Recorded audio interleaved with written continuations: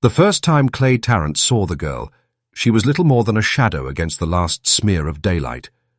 Barefoot, hair wild, dress torn in places no modesty could mend.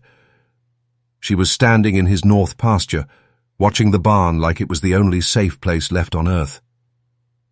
Clay had been out checking the fence line, the reins of his gelding loose in his hand, when his eyes caught movement that didn't belong to coyote or deer.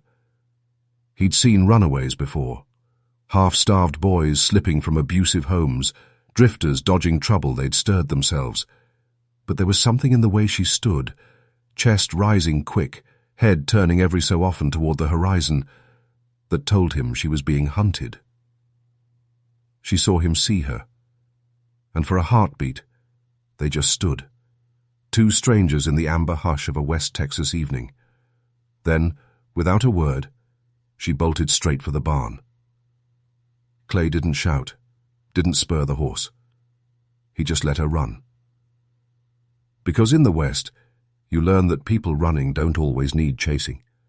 Sometimes they need hiding. By the time he dismounted and stepped inside, she'd wedged herself into the far corner behind a stack of hay bales, like a scared animal trying to make itself small. The smell of dust and old straw was thick, lit only by thin slices of moonlight cutting through the warped boards. She didn't speak when he approached, didn't even meet his eyes. Clay crouched low, resting his forearms on his knees, and took in the details.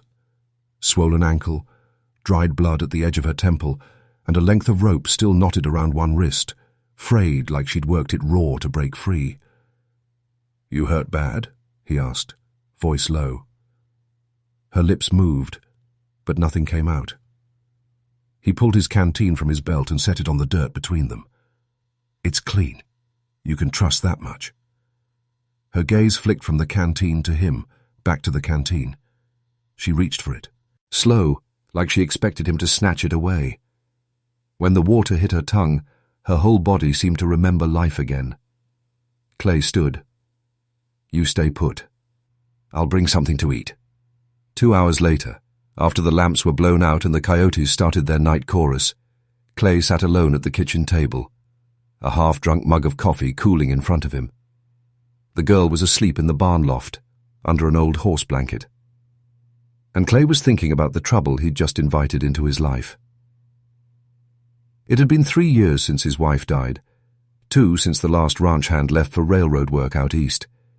He'd kept to himself in that time, rode into town only for supplies, stayed clear of gossip, kept the ranch running on stubbornness and routine.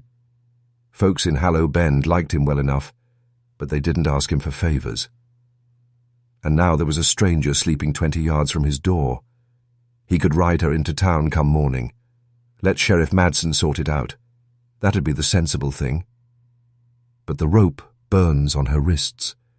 The way she'd flinched when he closed the barn door. Sensible didn't seem like the right measure here. The next morning, she was gone from the loft but not from the barn.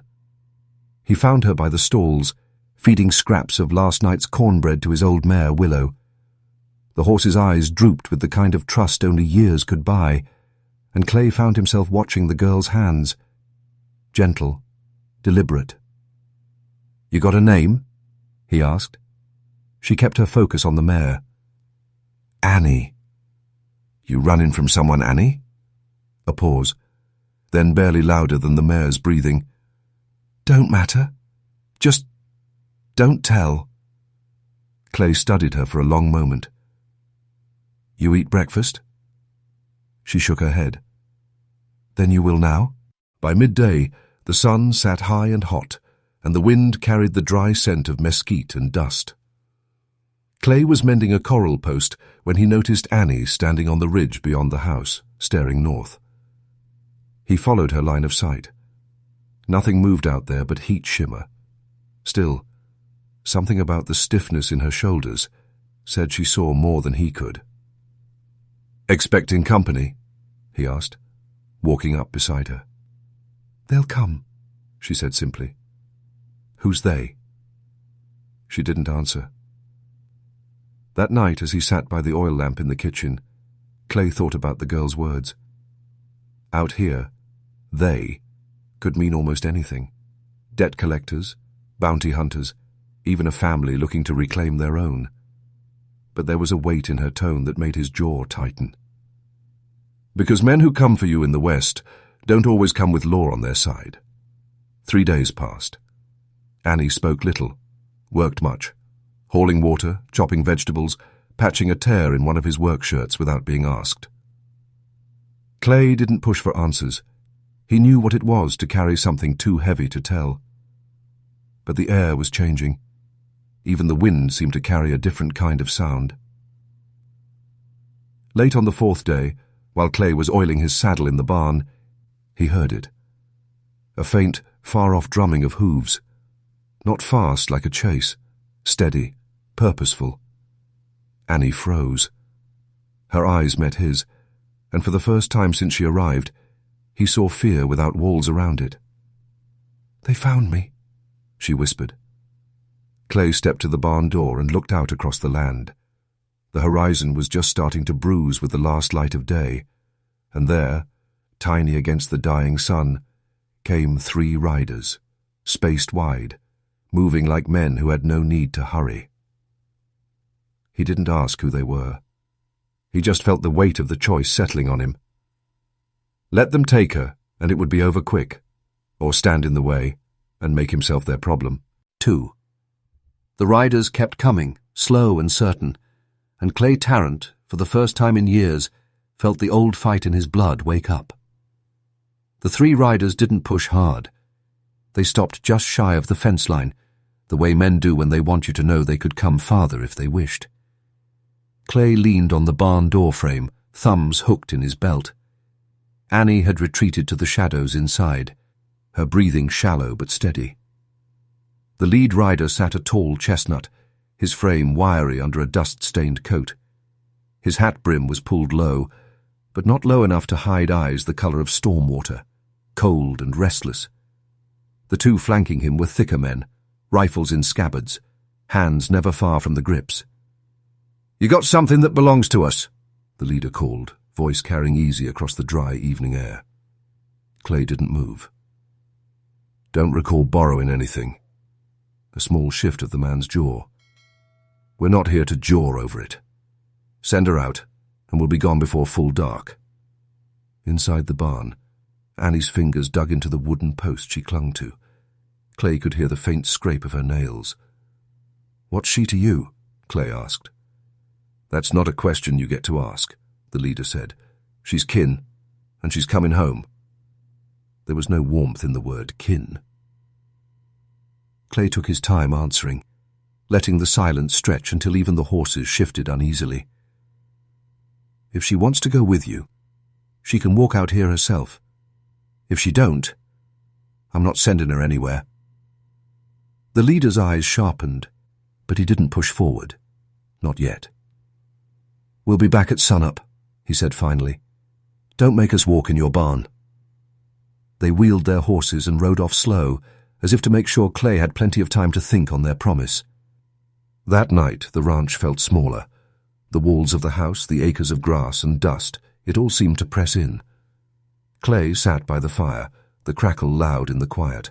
Annie was across the table, knees drawn up, staring into the flames like she was trying to read something there. "You said they'd come," Clay murmured. "I told you." "You going to tell me what they want?" Her gaze didn't shift from the fire. "They want me back." That much I guessed. "They ain't my brothers by blood," she said after a long pause. "But they think they own me. Been that way since—" She trailed off, shoulders curling in. "Since I was small." Clay didn't press for more. The fire popped, throwing a brief shower of sparks up the chimney. "You're safer here tonight," he said finally. "We'll decide come morning what happens next." Annie nodded once, but her eyes stayed far away. By dawn, word had already started to move. Clay rode into town for supplies. He needed more flour, lamp oil, and maybe a sack of beans if the store had 'em. But the air in Hallow Bend felt different. A knot of men stood outside the general store, voices low, glancing toward him in that way folks do when they think they're hiding it. "Clay," Sheriff Madsen said when Clay stepped down from his horse. "You hear about the strangers?" Clay adjusted his hat. "Rode past them yesterday. They're camped north of here," Madsen said. "Claim they're looking for a runaway, a girl." "That's so." Madsen studied him for a moment. They seemed the type that had rather settle things themselves. Might be best if you steer clear. Clay paid for his supplies without answering. On the ride back, he saw fresh tracks along the road, 3 sets of horses heading in the direction of his land. When he returned, Annie was in the yard, hanging wet laundry on the line. She glanced up at him once but didn't speak. "They're coming back," he said. Her hands stilled on the clothespin. "You got anyone else would take you in?" Clay asked. "No one," she said flatly. "If I leave with them, I don't come back." It wasn't defiance in her voice. It was certainty. By late afternoon, dust rose on the horizon again. Same 3 riders, same slow, deliberate approach. Clay met them at the fence this time, arms resting on the top rail. Annie stayed inside the house. The leader's smile was faint, but it didn't reach his eyes. "We figured you might need reminding this wasn't your affair." Clay shrugged. "Girl says she doesn't want to go. That's all the affair I need. You putting yourself between a man and his family? She says you ain't family." The leader's jaw tightened. One of the others shifted in his saddle, fingers brushing the butt of his revolver, but the leader stilled him with a look. "You got till tomorrow to think on it," he said. "Next time, we won't be asking." They turned their horses and rode off again, leaving a trail of dust hanging in the late sun. That evening, Clay sat on the porch, cleaning his rifle with slow, deliberate movements. Annie sat a few steps away, watching the wind move through the tall grass. "You could ride out tonight," she said softly. "Go anywhere else. Leave me here." "Not my way," Clay said. "You'll get hurt for it." "Maybe. But I'm not handing someone over to men who speak the way they do." The last light bled from the sky, and somewhere far off, a lone coyote called. Clay slid the cleaned barrel back into place and set the rifle beside him. Tomorrow would bring a choice that couldn't be unmade. The wind came early that morning, a restless current sweeping down from the north, carrying with it the faint metallic scent of oncoming rain. Clay had always trusted the wind. It told the truth about what was coming long before men did. And this morning, it whispered trouble. Annie was already awake, sitting cross-legged on the porch with a tin cup of coffee she held like it was a piece of armor. Her eyes were fixed on the empty land beyond the ridge, though Clay could tell she wasn't looking at anything in particular. "They'll come," she said quietly, before he'd even sat down. "Yeah," Clay answered. "Question is, how?" By mid-morning he had fixed the corral gate, checked the water troughs, and laid out extra cartridges on the kitchen table. It wasn't that he wanted a fight. Clay had had his fill of those years ago, but there's a certain peace in knowing where your tools are when trouble's close. Every so often he'd step to the edge of the yard and scan the horizon, nothing but the shimmer of heat. But the stillness wasn't normal. Not a hawk in the sky, not a jackrabbit kicking dust. The land was waiting. Around noon, a lone rider appeared from the north. Not one of the brothers. Clay could tell by the posture in the saddle, by the lack of that swaggering slowness. This man rode steady but without show. When he drew close enough, Clay recognized him. Elias Boone, a rancher from 15 miles out, the kind of man who rarely left his own range. Boone reined in near the porch. "You got trouble coming, Tarrant?" Clay leaned against the post. "I've been told." "They were in town this morning," Boone went on. "Not just the 3 of them. There's 5 now. They've been talking. Say you're keeping a thief. Say she's got something of theirs." Annie, listening from the doorway, stiffened. "What would that be?" Clay asked Boone. "Didn't say." But folks are getting riled. Madson's trying to keep the peace, but you know how quick things can turn. Boone glanced toward Annie, then back at Clay. You got two choices. Hand her over, or be ready when they come. Clay nodded once. I appreciate the ride out. Boone hesitated, as if he wanted to say more, then turned his horse and headed back the way he'd come. The rest of the afternoon dragged.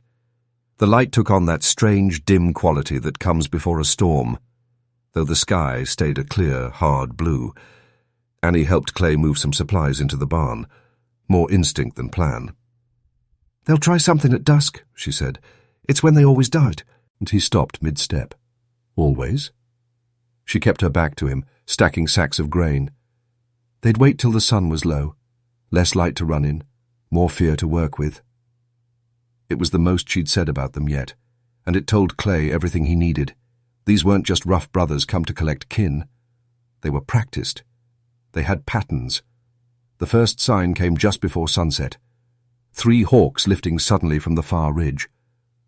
Clay watched them climb, circle, then vanish beyond sight. Moments later the wind shifted again, cooler now, carrying the faint thud of hooves. Annie stood beside him at the porch rail, her face pale but set. You could still go, she said. You know I'm not. They waited. When the riders finally came into view, there were indeed 5 now, spread wide, moving at an easy pace, their horses breathing mist in the cooling air.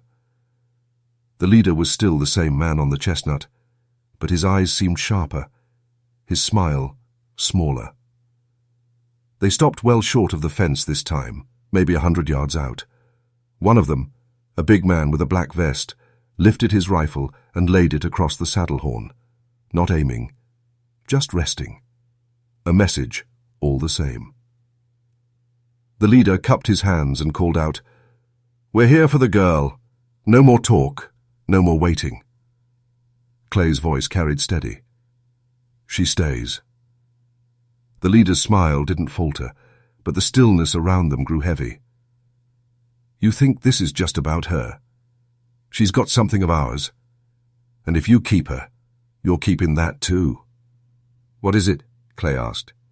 That's between us, the man said. Last time I'm asking. Bring her out, and we ride away. Stand in the way, and we don't. From the corner of his eye, Clay saw Annie's hands trembling against the porch post, but her chin stayed high. He took a breath, felt the rough grain of the porch rail under his palms, and said, Then I guess you're not riding away tonight. Right. For a moment, the only sound was the wind pushing through the grass. Then the leader tipped his hat once, sharp, and the 5 riders turned, heading toward the cottonwoods by the creek, close enough to watch, far enough to wait. As the last light bled into night, Clay lit a single lamp inside and sat by the window, rifle across his knees. Annie sat opposite him, silent, eyes fixed on the black edge of the land where the riders had vanished. They both knew the truth. It wasn't over. The quiet was only the pause before whatever came next. The night was too still to sleep.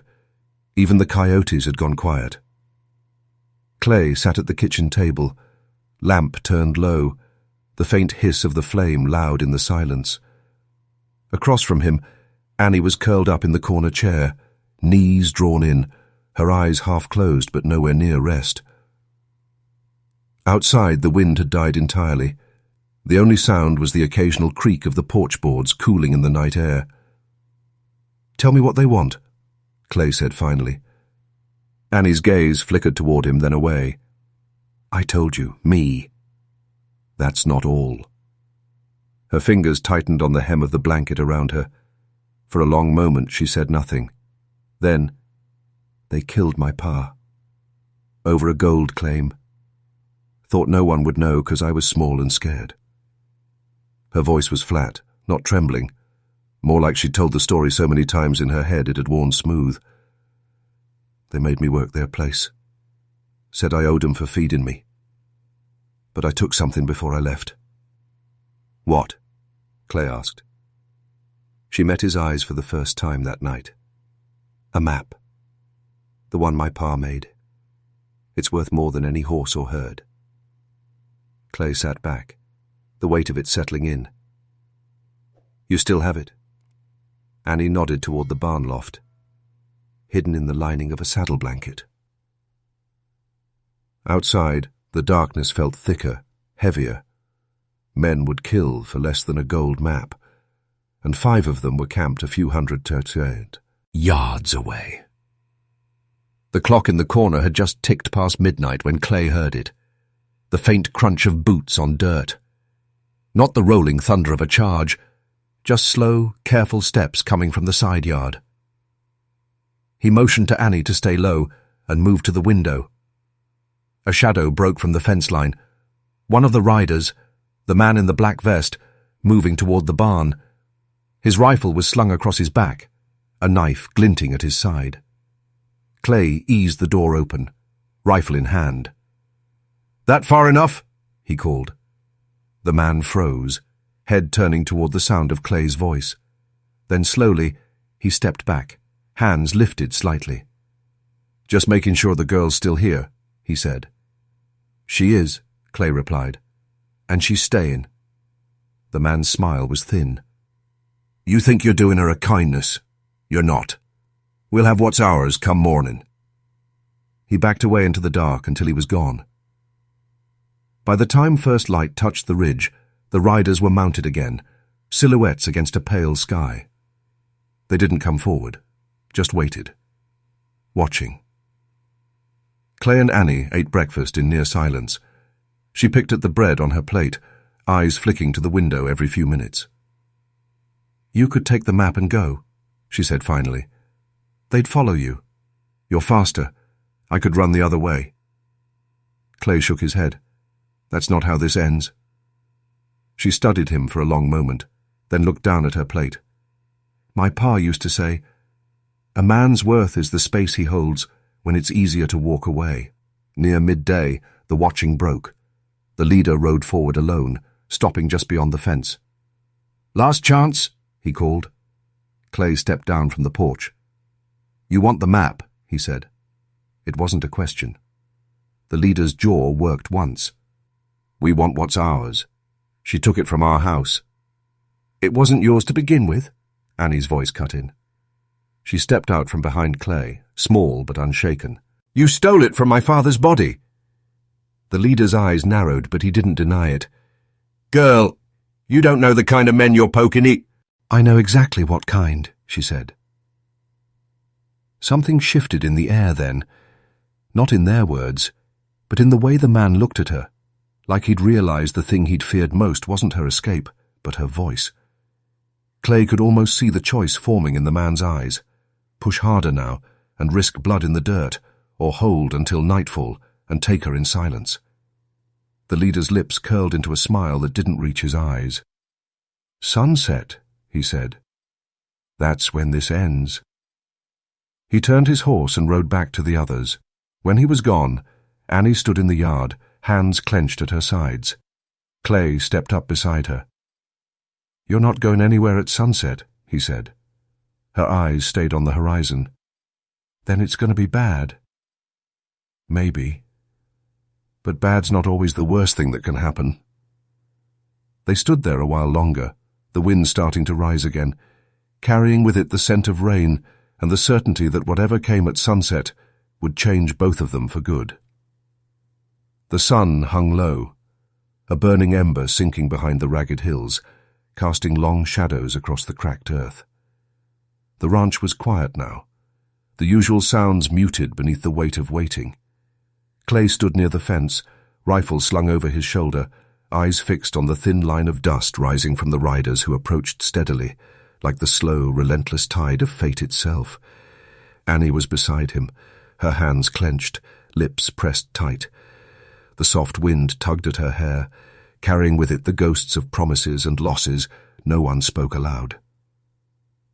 The 5 men rode up to the gate, faces hard but wary. The leader, still the same stormwater-eyed man, dismounted first. His gaze didn't waver as he took in Clay and Annie standing side by side.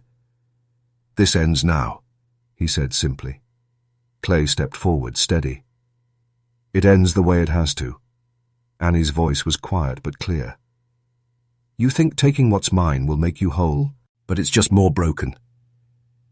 The leader's eyes flickered, maybe with regret, maybe with recognition. The others shifted, restless but silent. For a long moment, the only sound was the evening breeze stirring the grass. Then, slowly, the leader reached into his coat and pulled out a folded piece of paper. The same map Clay had heard about, worn and creased from years of keeping secrets. I'm done chasing shadows, the man said. Maybe it's time we find a better way. He handed the map to Annie. She took it with trembling fingers, folding it carefully. Then, without a word, she looked up and met the leader's gaze. Maybe, she said, there's more to kin than blood and claims. Clay watched as something shifted between them, an unspoken truce, fragile but real. The riders mounted again, their faces softer now, the threat gone like a receding storm. As they disappeared over the ridge, Clay exhaled a breath he didn't realize he'd been holding. Annie turned to him, a faint smile touching her lips. Thank you, she said. No, Clay replied. Thank you for trusting me to stand with you. The night settled around them like a blanket, warm and quiet, filled with the promise of new beginnings. Years later, they would speak of that day not as the end of a fight, but as the moment when a rancher and a fleeing girl found something worth more than gold, the courage to rewrite the story of who they were and what family could mean in the wide, wild West.